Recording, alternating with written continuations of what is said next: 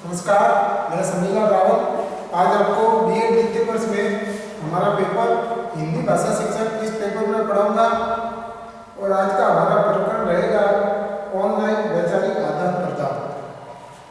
देखो, आजकल वैचारिक आदान प्रदान कई माध्यमों से किया जा रहा है, लेकिन बदलते युग में, नए युग में, आधुनिक युग में ऑनलाइन जो इंटरनेट का जमाना आ गया है, मोबाइल के माध्यम से इंटरनेट से जुड़कर जो ऑनलाइन विचार साझा किए जाते हैं, विचारों का आदान प्रदान किया जाता है, उसके विषय में जानेंगे।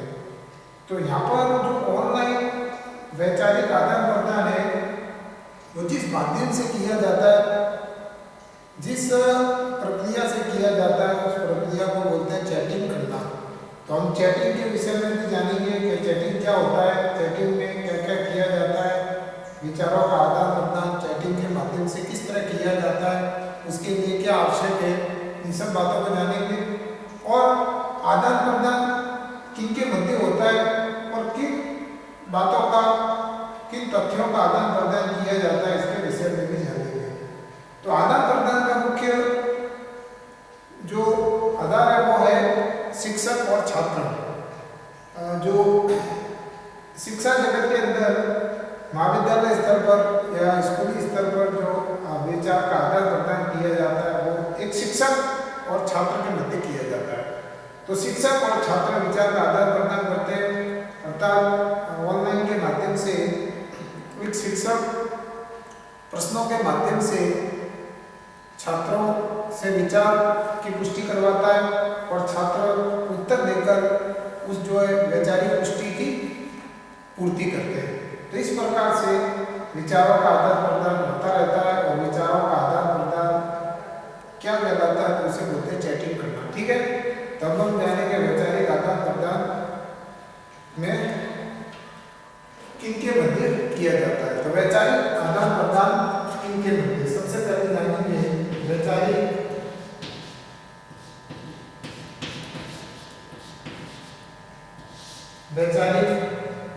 वैचारिकता किनके मध्य।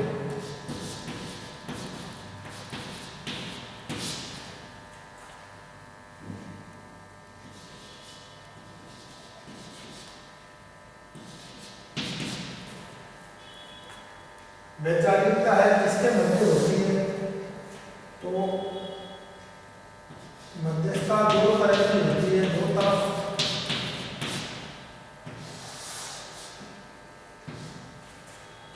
जिसमें एक तरफ शिक्षक है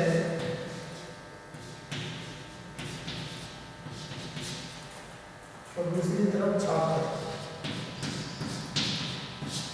ठीक है, शिक्षक और छात्र।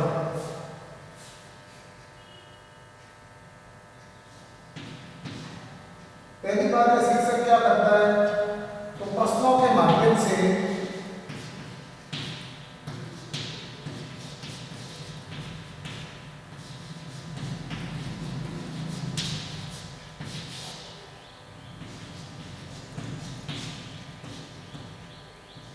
अपने विचार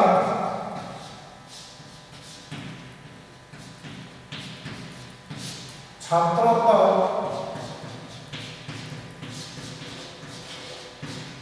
प्रेषित करता है।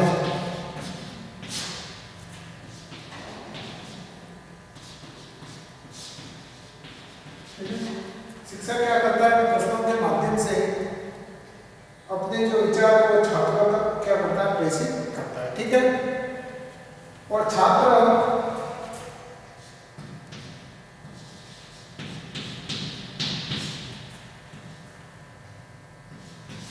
विचार की पुष्टि, विचार की जो पुष्टि है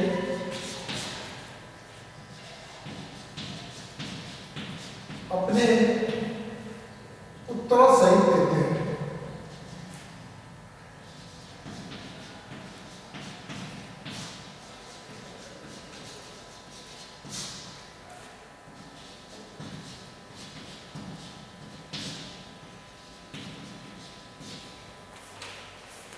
छात्र विचार की पुष्टि अपने उत्तरों सही देते हैं। ठीक है, अब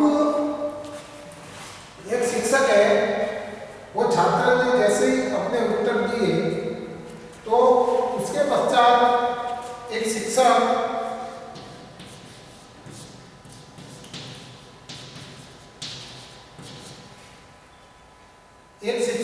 क्या करता है कि शिक्षक जो है सबसे पहले शिक्षक के कार्य विधि में छात्र को पुनर्गणन प्रदान करता है, पुनर्गणन प्रदान करता है।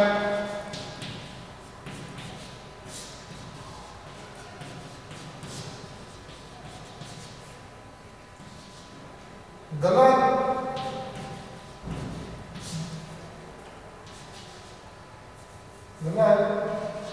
उत्तर देने की स्थिति में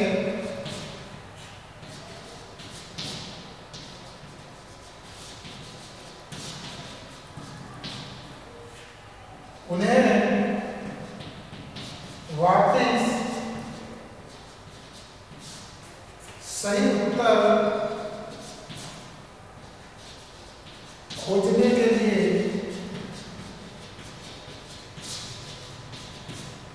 प्रेरित करता है।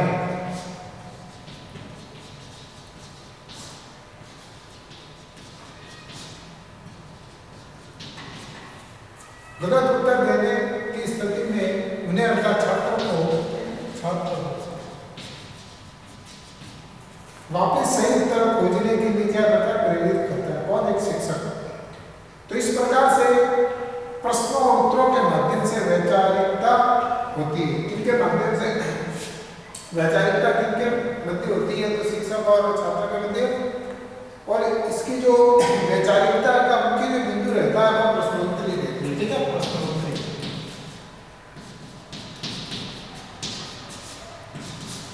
प्रश्नोत्तरी जो है इसके अंदर महत्वपूर्ण रहती है। तो हम ये जाने कि वैचारिकता विचार अर्थात अपने विचार शिक्षक प्रश्नों के माध्यम से रखता है और छात्र जो है उत्तरों के माध्यम से अपने विचार जो है शिक्षक को साझा करता है। ठीक है, यह सारी जो प्रक्रिया है, यह तमाम प्रकार की जो क्रिया विधि है, यह जो है कंप्यूटर या मोबाइल पर होती है। ठीक है, तो हम जानेंगे पूरी प्रक्रिया विधि।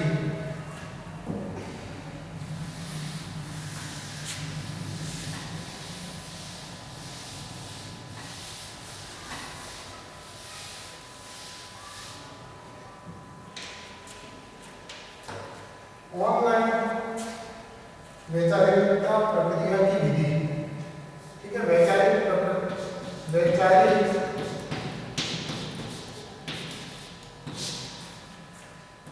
प्रक्रिया की विधि।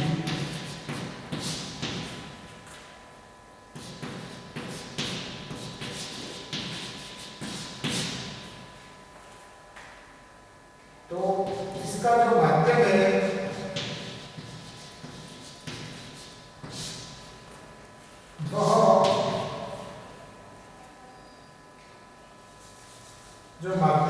वह है कंप्यूटर या कर सकते हैं ना गूगल।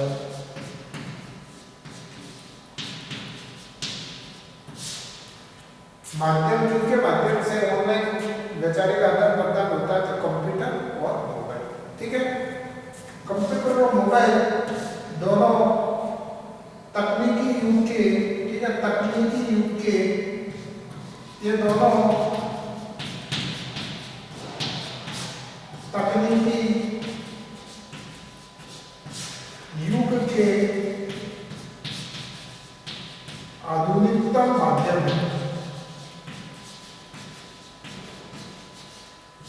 आधुनिकतम माध्यम है क्योंकि हम देखते हैं कि परंपरागत प्रणाली में जो है विचारों का आदान प्रदान तार के माध्यम से होता था। ठीक है, तारों के द्वारा होता था। तो इस प्रकार से तार भेजकर जो है अपने विचारों का साझा किया जाता था, उसमें समय काफी लगता था। और अब जो है आधुनिक समय में कंप्यूटर और मोबाइल के माध्यम से जो एक दोनों तकनीकी माध्यम है इनके माध्यम से विचारों का आदान प्रदान किया जाता है। विचारों का आदान प्रदान तो हम लिख सकते हैं यहाँ पर विचारों का आदान प्रदान चैटिंग कहलाता है। ठीक है, ऑनलाइन विचारों का आदान प्रदान, ऑनलाइन विचारों का आदान प्रदान चैटिंग के नाम से जाना जाता है। चैटिंग के नाम से जाना जाता है।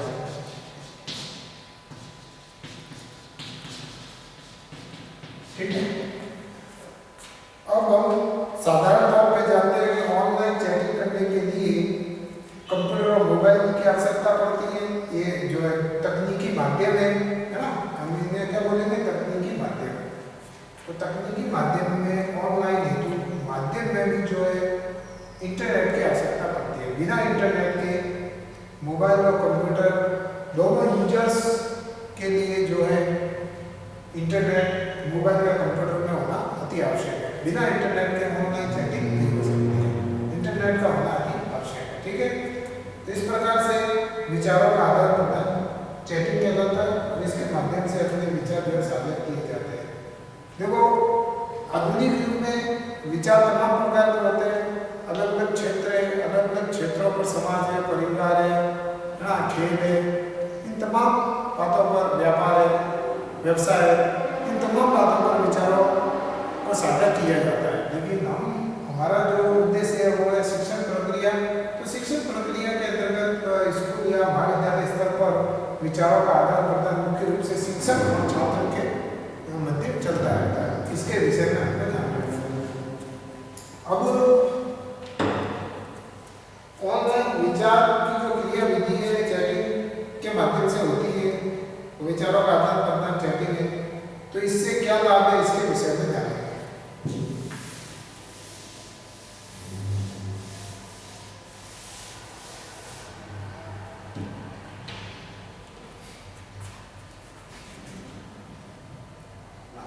वैचारिकता के लाभ।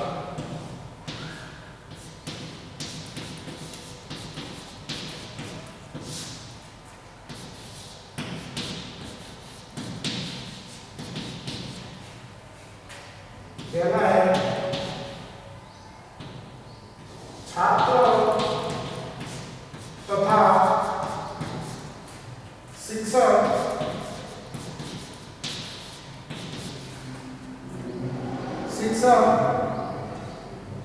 दूर दूर स्थान पर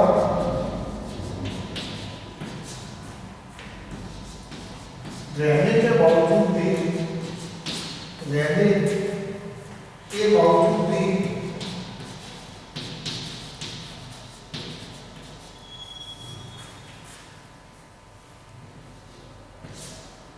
ऑनलाइन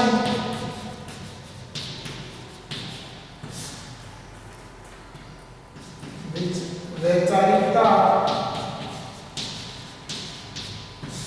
का आदान प्रदान संभव है।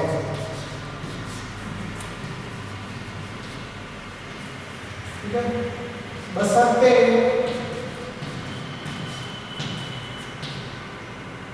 ऑनलाइन माध्यम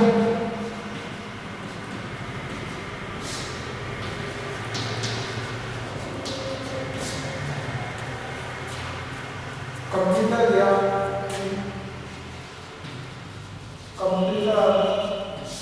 या मोबाइल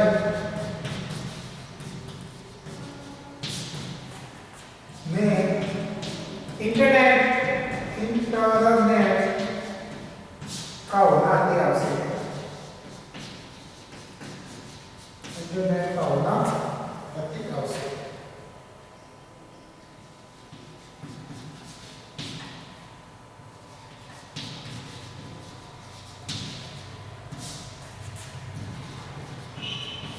हमने देखा कि छात्र तथा शिक्षक दूर दूर स्थान पर रहने के बावजूद प्रदान संभव है बशर्ते ऑनलाइन माध्यम कंप्यूटर या मोबाइल में इंटरनेट का होना अति आवश्यक है। ठीक है, इस माध्यम से ही ऑनलाइन वैचारिकता का आदान प्रदान हो सकता है। दूसरा इसका लाभ है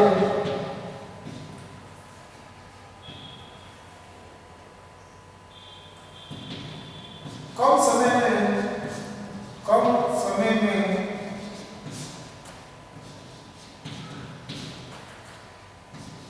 तथा किसी भी समय में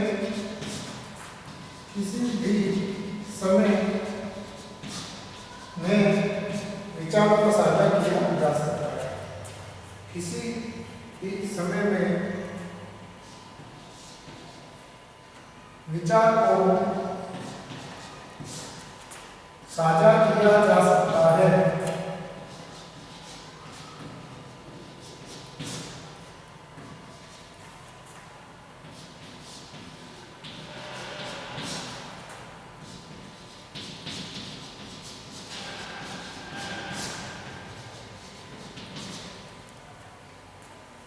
कम समय में तथा किसी भी समय में विचार को साझा किया जा सकता है। यह ऑनलाइन वैचारिकता के आदान प्रदान की महत्वपूर्ण विशेषता के अंतर्गत आएगा। ठीक है, ये इसका लाभ भी है। तो इसके जो है देखो लाभ हो, लेकिन इसकी कुछ हानियां भी है, तो उसके विषय में जानते हैं।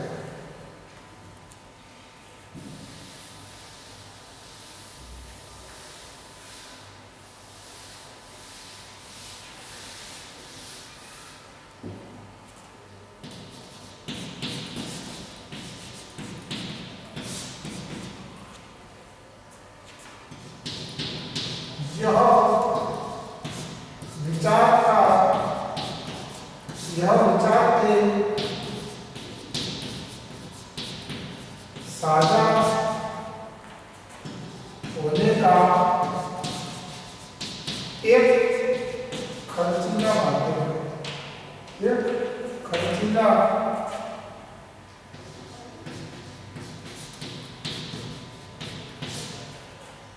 माध्यम है।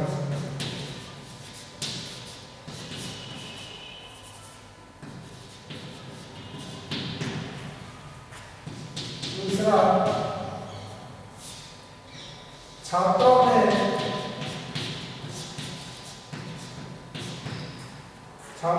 तकनीकी ज्ञान का अभाव होना। छात्रों में तकनीकी ज्ञान का अभाव होना भी जो इसके हानि के अंतर्गत आता है, क्योंकि हर छात्र जो तकनीकी में पारंगत नहीं होता है। सभी छात्र तकनीकी में पारंगत हो ऐसा संभव नहीं है, तो छात्रों में तकनीकी ज्ञान का अभाव भी जो है देखा जाता है। तीसरा है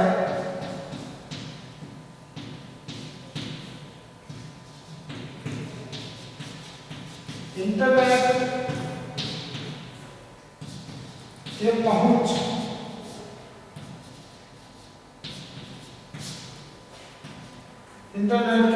की समस्या है।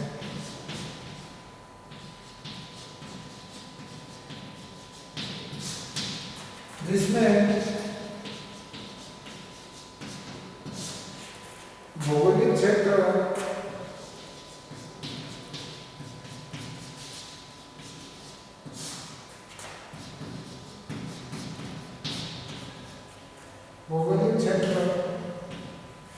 जैसे पहाड़ी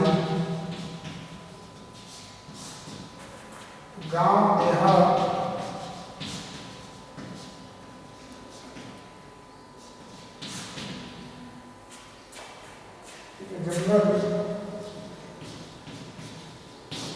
जंगली क्षेत्र इत्यादि। ठीक है,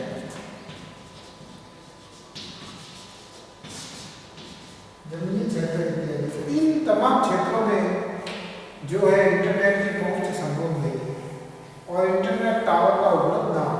एक कहानी ये भी है कि इंटरनेट टावर उपलब्ध नहीं होता है, तो फिर वैचारिकता ऑनलाइन विचार का आदान प्रदान करने में दिक्कतों का सामना करना पड़ सकता है।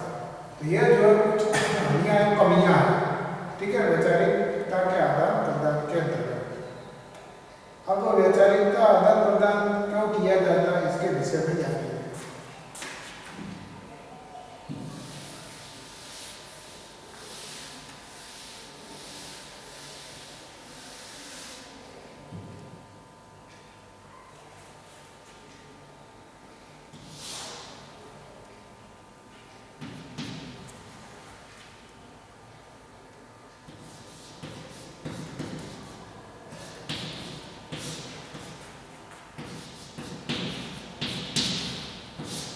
ठीक है, शिक्षण प्रक्रिया में बात करते हैं।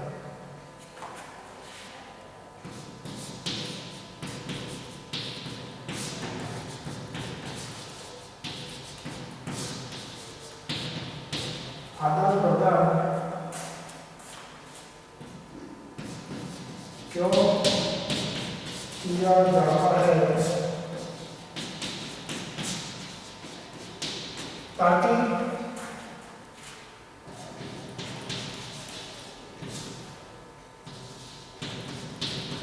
छात्र तथा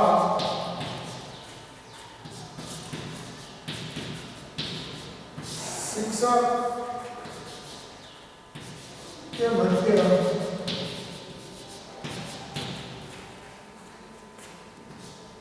सुचारू रूप में शिक्षण कार्य संचालित होता है। शिक्षण कार्य संचालित होता है।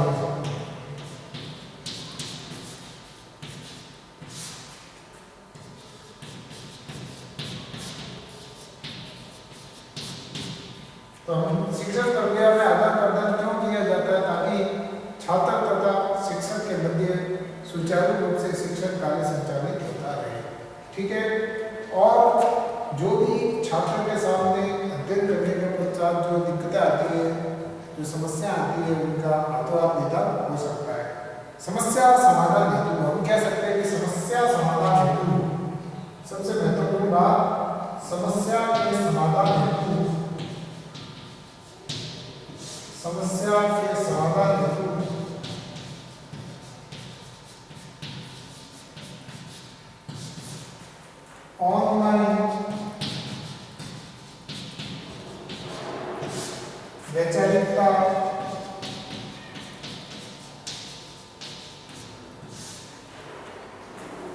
ऑनलाइन वैचारिकता का आदान प्रदान किया जाता है।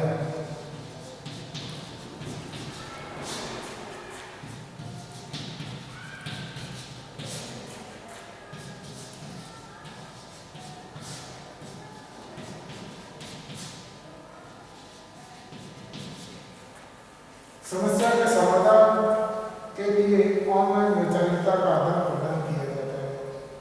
जो भी छात्र के सामने अध्ययन करते समय दिक्कतें आती है, समस्या आती है, कई प्रकार के ऐसे शब्द होते हैं, ऐसे वाक्यांश में निहित जो अर्थ होता है, उन निहित जो अर्थ है के लिए भाव उसको बालक समझ नहीं पाते। तो बालक ना समझी के कारण समझ नहीं पाते, उनके सामने एक समस्या आती है। उस समस्या का समाधान विचारिकता जो ऑनलाइन की जाती है, उसके आदान प्रदान के माध्यम से, चैटिंग के माध्यम से जो है एक छात्र शिक्षक से पूछ सकता है और शिक्षक जो है समस्या का समाधान हाथों-हाथ कर सकता है। तो इस प्रकार से एक तो इससे होता है कि बालक शिक्षण प्रक्रिया में रुचि लेते हैं, शिक्षण प्रभावशाली बनता है। शिक्षण प्रक्रिया में जिस हेतु, जिस उद्देश्य के लिए अध्यापन कार्य करवाया जा रहा है, उस उद्देश्य की पूर्ति जो है 100% हो जाती है और बालक और छात्र के मध्य तमाम प्रकार का जो कम्युनिकेशन होता है वो चैटिंग के माध्यम से होता है। तो बालक जो है इसमें अपनी अहम भूमिका भी अदा करता है, शिक्षक भी अहम भूमिका अदा करता है और हम कह सकते हैं कि शिक्षक और छात्र के मध्य को रिलेशन भी बना रहता है, उनमें समन्वय बना रहता है। ठीक है, तो इतनी सारी बातें हैं ऑनलाइन वैचारिकता के आदान प्रदान की। और हम जब अब जो वर्तमान समय में हम जीवन यापन कर रहे हैं, तो बिल्कुल अब जो जीवन यापन हो रहा है, जो शिक्षण प्रक्रिया चल रही है, वो बिल्कुल ऑनलाइन ही हो चुकी है। ऑनलाइन अनेक प्रकार के माध्यम में जो है ना, जैसे यूट्यूब के माध्यम से भी हो सकता है, इसके अलावा फेसबुक वगैरह उससे भी जुड़कर छात्र अपनी समस्या का समाधान करते हैं। लेकिन चैटिंग भी एक ऐसा माध्यम है जिसके माध्यम से बालक लिख कर चैटिंग मुख्य रूप से बालक लिखकर अपनी समस्या का समाधान भेजता है मैसेज के द्वारा। तो शिक्षक भी लिखकर बालक के समस्या का समाधान बालक को करते हैं, समस्या का समाधान बालक को किया जाता है। तो इस प्रकार से अभी जो वर्तमान समय है वो ऑनलाइन का समय है। ऑनलाइन के माध्यम से सारी शिक्षण प्रक्रिया चल रही है। हम इससे अच्छी तरह परिचित है, हम जान रहे हैं, वर्तमान समय में जी रहे हैं। और लगभग 7-8 या 7 वर्ष से यही कार्य हमारे भारतवर्ष में हो रहा है, तमाम विश्व में यही कार्य हो रहा है। तो हम कह सकते हैं कि ऑनलाइन की कितनी उपयोगिता है। अगर ऑनलाइन इंटरनेट जिसमें मोबाइल या कंप्यूटर ना होते तो हम कह सकते हैं कि शिक्षण प्रक्रिया बाधित हो सकती थी। तो ऑनलाइन में ना केवल जो है चैटिंग के माध्यम से विचार साझा किए जाते हैं, अन्य प्रकार से भी साझा विचार जो किए जाते हैं, लेकिन चैटिंग महत्वपूर्ण भूमिका में जो है हमारे सामने आता है। इसके लिए अलग अलग प्रकार के ब्राउजर्स हैं, उन ब्राउजर्स को भी जो आगे की कक्षाओं में जानेंगे। तो ऑनलाइन वैचारिकता के आधार प्रदान में हम कह सकते हैं कि शिक्षक और छात्र का मधुर संबंध रहता है। दोनों के माध्यम से ही ऑनलाइन वैचारिकता का आदान प्रदान संभव हो सकता है। एक शिक्षक या एक छात्र के होने से वैचारिकता का आदान प्रदान संभव नहीं है।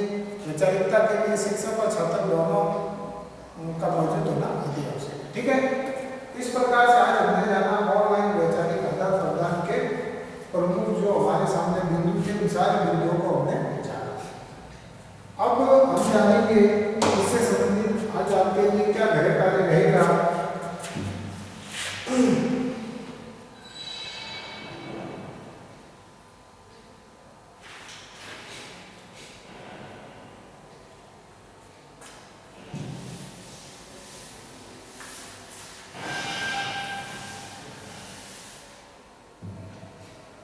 इससे पूर्व हम एक शब्द को जानेंगे, टाइप क्या होता है।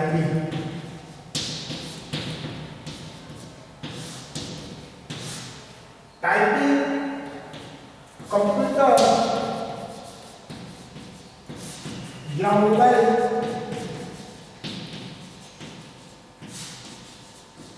के कीबोर्ड पर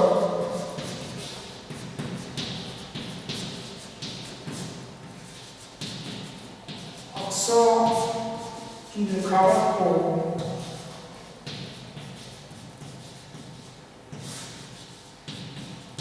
टाइपिंग कहते हैं। मोबाइल या कंप्यूटर के कीबोर्ड पर अक्षरों की लिखावट क्या कहलाती है? टाइपिंग कहलाती है। यह टाइपिंग जो छात्र और शिक्षक दोनों संबंधित रूप से करते हैं। ठीक है,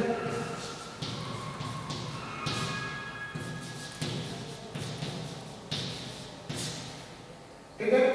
और टाइपिंग जो कर रहे हैं इसी प्रक्रिया को कंप्यूटर और मोबाइल की भाषा में हम चैटिंग के नाम से जानते हैं। हम किस नाम से जानते हैं? चैटिंग के नाम से हम जानते हैं। ठीक है, इस प्रकार से टाइपिंग के माध्यम से विचारों का आदान प्रदान होता है। कुछ भी लिखने के लिए अक्षरों की आवश्यकता पड़ती है, जो मोबाइल की स्क्रीन पर होते हैं, कंप्यूटर की स्क्रीन पर होते हैं। कंप्यूटर के लिए कीबोर्ड है, तो उसके माध्यम से टाइपिंग की जाती है। टाइपिंग के माध्यम से अक्षरों की छपावट, अक्षरों को छापा जाता है। अक्षर जो है गंतव्य स्थान तक पहुंच जाते हैं। तो इस प्रकार से ऑनलाइन वैचारिकता के आधार प्रदान में हम जो इन सब बातों को जान सकें। अब इससे संबंधित आज के लिए आपका गृह कार्य है।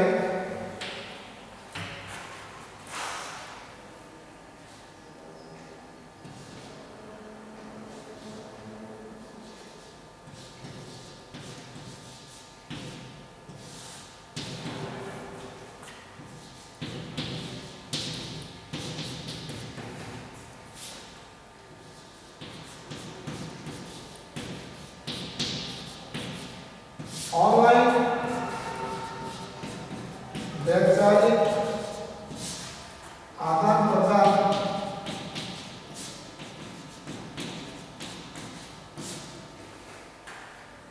शिक्षक प्रक्रिया में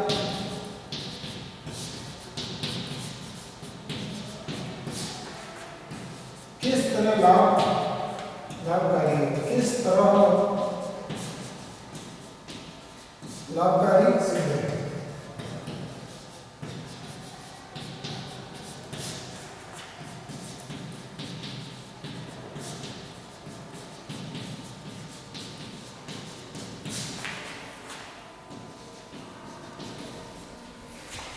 ऑनलाइन वैचारिक आधार प्रदान शिक्षण प्रक्रिया में किस तरह लाभकारी सिद्ध हो सकता है? ठीक है, इसका आपको उत्तर देना है।